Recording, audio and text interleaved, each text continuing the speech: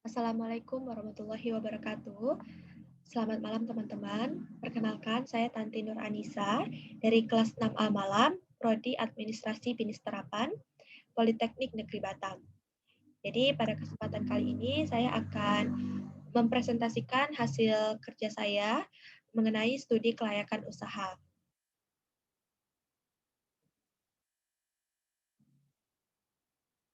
Oke, untuk jenis usaha yang saya buat adalah mengenai hidroponik yang saya beri nama Hydrofresh, dan untuk alamat usahanya itu di Kampung Melayu Sungai Panas, Blok 4 nomor 54. Oke, ini adalah gambaran besar yang akan saya jelaskan pada malam ini ya. Bisa dilihat di screen-nya. Oke, langsung saja kita masuk ke pembahasan yang pertama. Kenapa saya memilih untuk bisnis hidroponik? Jadi awalnya itu saya itu terinspirasi dari Kota Batam ini sendiri, ya. Karena Batam ini adalah padat penduduk dan juga kotanya itu dirancang dari awal itu sebagai kota kawasan industri. Nah, industri-industri di Kota Batam ini didominasi oleh industri galangan kapal, industri fabrikasi, industri baja, dan logam manufaktur dan lain-lain. Nah, jadi dari hal ini mengakibatkan sektor pangan masih memerlukan impor dari daerah lain dan berdampak tingginya harga bahan pangan di Kota Batam itu sendiri jadi sangat naik, sangat melambung gitu. Dan juga Kota Batam ini tidak memiliki lahan yang cukup luas sehingga sangat susah untuk masyarakatnya itu memenuhi kebutuhannya masing-masing. Kemudian juga kualitas tanah di Kota Batam ini sebagian besar adalah tanah merah dan sangat menyulitkan untuk masyarakatnya bercocok tanam karena hasilnya itu kurang optimal ya. Kemudian itu ada tujuannya. Tujuan dari hidroponik ini sendiri itu adalah menemukan sebuah peluang usaha yang dapat dikembangkan di daerah Batam untuk meningkatkan ekonomi yang bermanfaat bagi masyarakat. Kemudian dapat membuat pengganti dari luas lahan dan media tanam. Kemudian dapat mengurangi aktivitas impor yang membuat harga pangan di Batam itu melambung. Nah, untuk jenis usaha yang saya buat ini adalah jenis produk agribisnis. Oke, untuk prospek produknya itu pangsa pasar di Batam khususnya itu terus mengalami kenaikan, bisa sekitar 10% hingga 20%. Kemudian dari hal kenaikan itu diikuti dengan tingkat kesadaran masyarakatnya mengenai hidup sehat dan juga permintaan sayur sehat dan berkualitas gitu. Kemudian ada segmentasi ya, segmentasi, targeting, dan positioning. Yang pertama itu segmentasinya saya bagi jadi dua, itu ada demografis dan psikografis ya. Untuk demografi sendiri itu range usianya 5 sampai 70 tahun, jenis kelaminnya laki-laki dan perempuan, pendapatan menengah atas. Kemudian psikografisnya itu kepribadian masyarakat yang menyukai sayuran sehat, bebas pestisida, dan bersih. Kemudian targeting ini merupakan proses memilih satu atau lebih sebagai pasar sasaran yang berpotensi paling besar untuk dilayani secara efektif dan efisien. Nah, di antara lain targetingnya itu ada jenis kelamin laki-laki dan perempuan, dari segala umur, kemudian dari kegiatan kampanye Kemenkes mengenai hidup sehat, ada pengusaha supermarket, restoran, dan hotel. Kemudian ada positioning. Positioning ini merupakan bagaimana produk itu tuh bisa nyampe di benak konsumennya gitu sampai nempel gitu. Jadi kalau ingat kata-kata batas atau Yamaha selalu di depan gitu kan. Nah, itu adalah sebuah tagline Jadi tagline yang bisa diingat untuk HydroFresh adalah Your Health My Priority. Nah, itu artinya tuh supaya masyarakat itu diharapkan untuk lebih mengenal produk hidroponik yang sehat dan berkualitas tinggi. Kemudian ada demand dan supply, permintaan dan penawaran. Dari permintaannya sendiri itu semakin meningkatnya itu tadi kesadaran atau informasi tentang kesehatan yang hidup sehat itu meningkat gitu di masyarakat. Jadi masyarakat pun tertarik gitu ya, berminat untuk sayuran hidroponik dari tahun ke tahunnya itu. Kemudian ada penawaran, yaitu dari HydroFresh sendiri itu adalah usaha organik ya pastinya yang sehat dan bebas dari pestisida. Jadi untuk produknya sendiri itu dari bibit unggul yang menghasilkan kualitas terbaik. Tuh. Oke, di sini ada analisis kelayakan pemasaran, sudah ada kriteria penilaiannya dari 1 sampai 20, kemudian ada intervalnya juga. Intervalnya ini nilai tertinggi dari interval dikurang yang terendah per jumlah kelas didapatlah 0,8. Jadi 1 sampai 80, 1,00 sampai 1,80 itu sangat tidak layak dan seterusnya ya. Jadi ada batas kelasnya itu 0,8 dan didapatlah hasil untuk kelayakan usahanya itu senilai 3,65, di mana artinya itu adalah HydroFresh dari sisi pemasaran. Oh, maaf, kepencet ya. Dari sisi pemasaran untuk HydroFresh sendiri itu adalah layak karena dia hasilnya dari 3,65.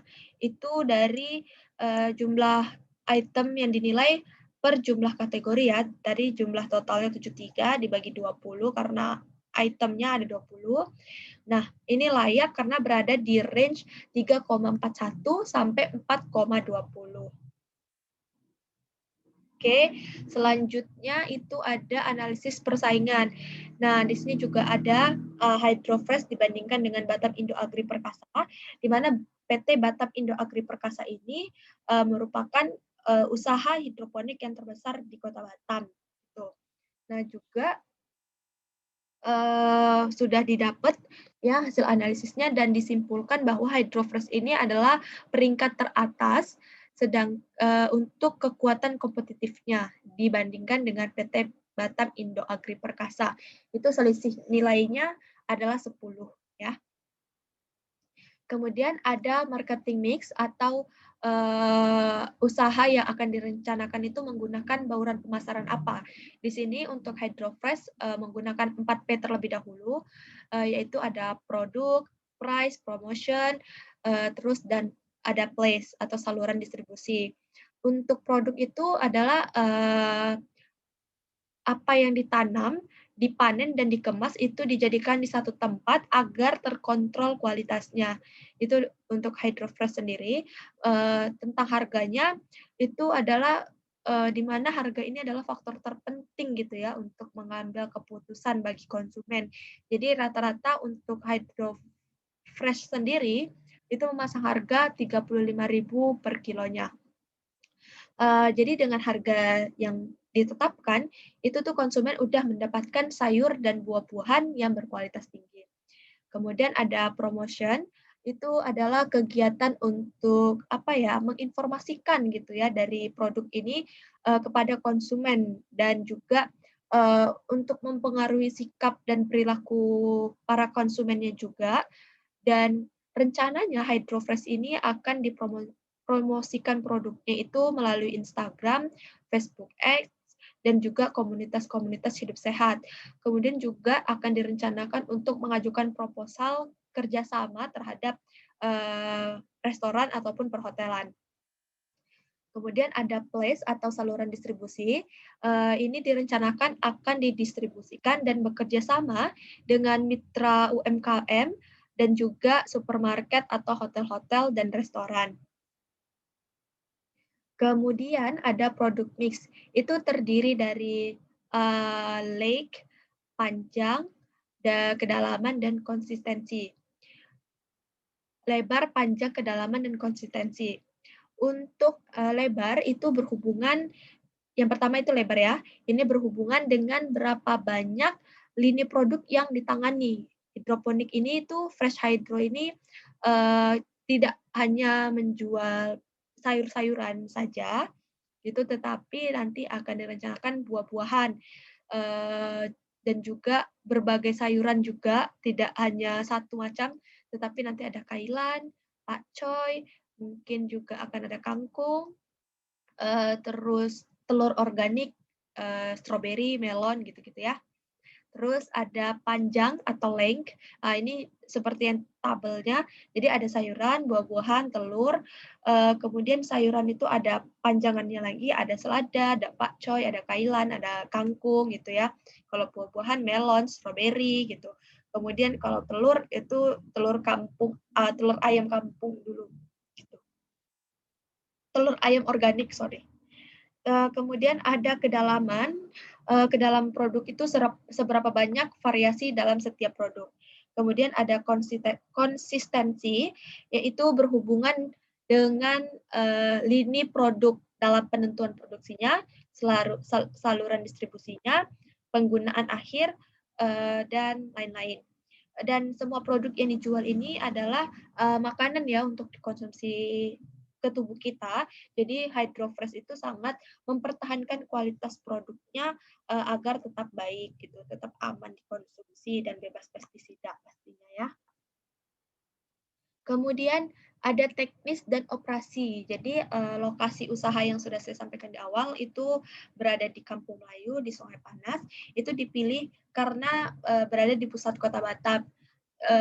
Jadi letaknya itu strategis untuk mendistribusikan produknya ke beberapa tempat di daerah Batam, ke berbagai konsumennya gitu ya. Jadi memudahkan penyalurannya gitu ya.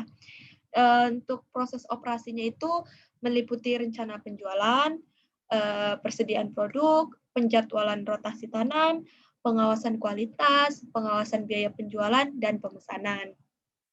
Kemudian untuk tenaga ahli, hidroponik sendiri itu masih awal-awalnya itu owner-nya dulu ya dengan partnernya nanti saya dan partner saya. Kemudian untuk yang membantu-bantu ya, helper-nya itu 1 orang. Kemudian ada sarana produksi hidroponik, ada greenhouse, sarana untuk irigasi dan penyemaian. Nah, untuk greenhouse sendiri ini adalah apa sih greenhouse itu ya pertamanya ya. Untuk greenhouse itu adalah bangunan yang digunakan untuk melindungi tanaman dari cuaca ekstrim, mungkin hujan atau panas sinar matahari, dan juga mungkin untuk hama dan penyakit gitu ya. Kemudian greenhouse ini pun juga akan dibangun di atas tanah seluas 10 kali 15 meter di tanah kosong milik saya pribadi. Kemudian greenhouse yang digunakan adalah tipe piggyback. Piggyback itu adalah greenhouse yang berbentuk segitiga. Kemudian strukturnya itu ada bukaan atau ventilasi agar tidak tidak pengap dan sirkulasi udaranya itu jadi lancar gitu ya, dan kelembapan udaranya itu jadi stabil gitu. Kemudian untuk kerangka dari greenhouse-nya itu akan dibuat dari baja ringan, kemudian bagian atapnya itu dari apa namanya? Bagian atapnya itu akan dari plastik UV, kemudian untuk dindingnya itu insect net gitu ya. Kemudian selanjutnya ada untuk penyemaian ya. Oh maaf, irigasi dulu. Irigasi itu membutuhkan mesin tandon dan talang gitu ya. Jadi sarana irigasi ini itu untuk mengalirkan nutrisi airnya itu ke akar tanaman sayuran. Nah, karena tadi hidroponik menggunakan media tanam air bukan tanah, jadi untuk irigasi ini juga perlu dipikirkan gitu. Bagaimana nanti untuk aliran airnya itu sampai ke akar dengan baik gitu ya.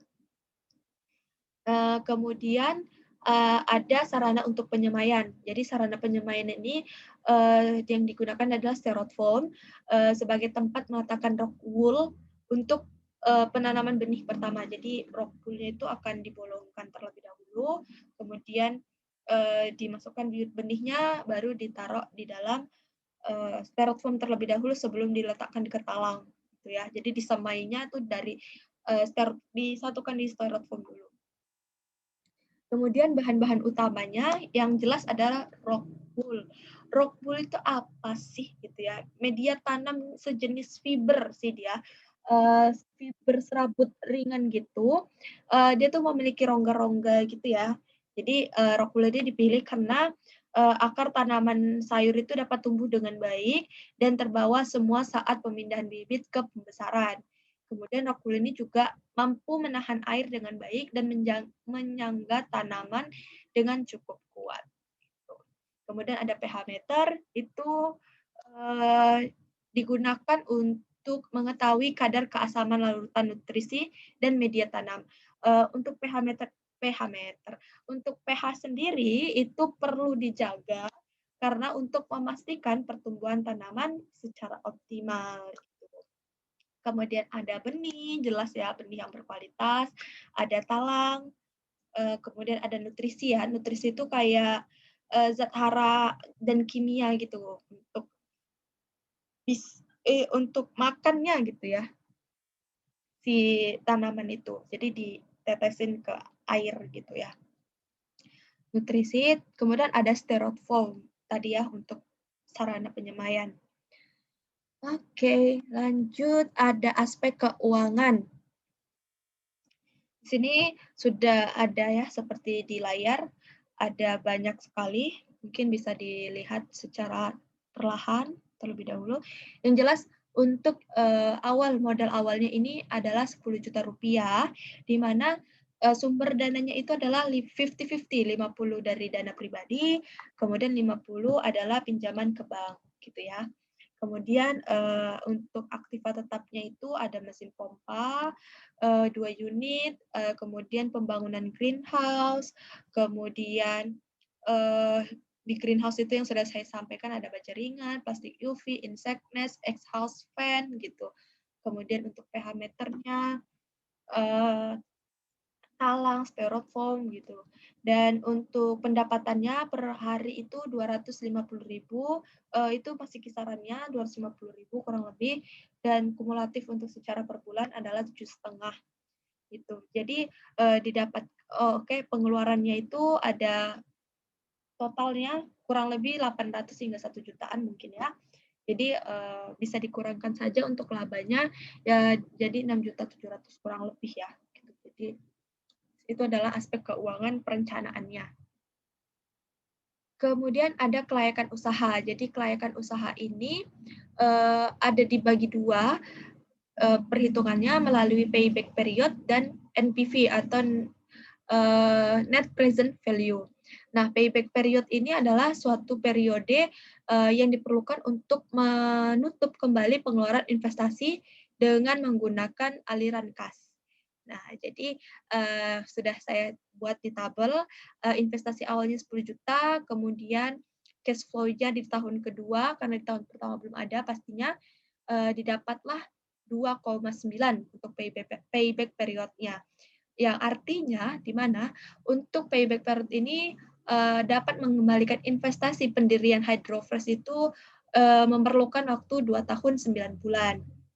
Kemudian ada NPV, net present value, selisih antara present value dari investasi dengan nilai sekarang.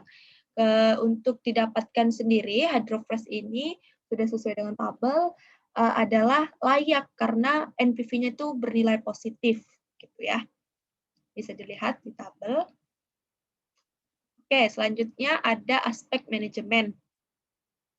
Untuk aspek manajemen sendiri itu ada struktur organisasi, terus job desk-nya apa, dan rencana pengelolaan usahanya.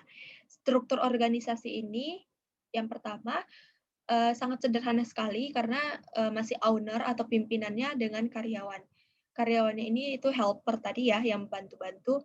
Untuk job desk-nya sendiri, si owner atau manajernya ini sebagai penanggung jawab, sebagai pemberi modal, dan menetapkan strategi dan langkah-langkah untuk mengembangkan perusahaannya. Kemudian helper untuk pengelola dan perawatannya.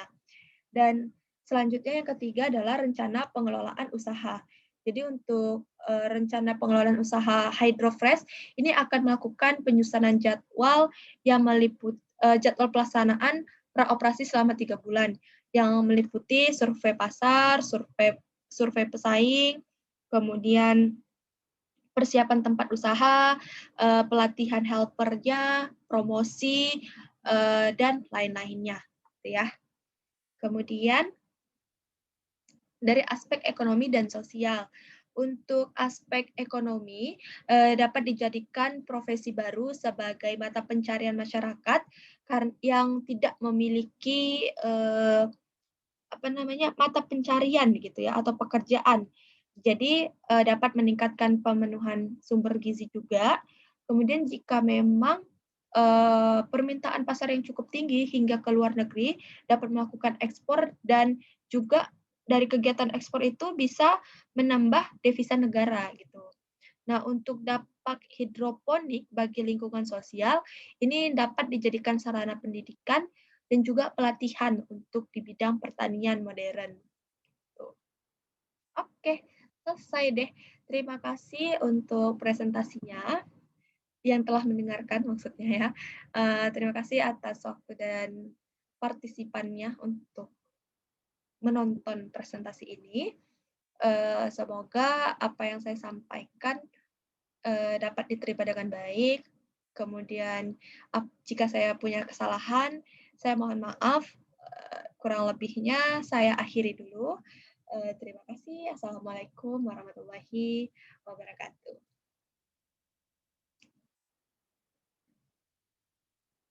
Oke.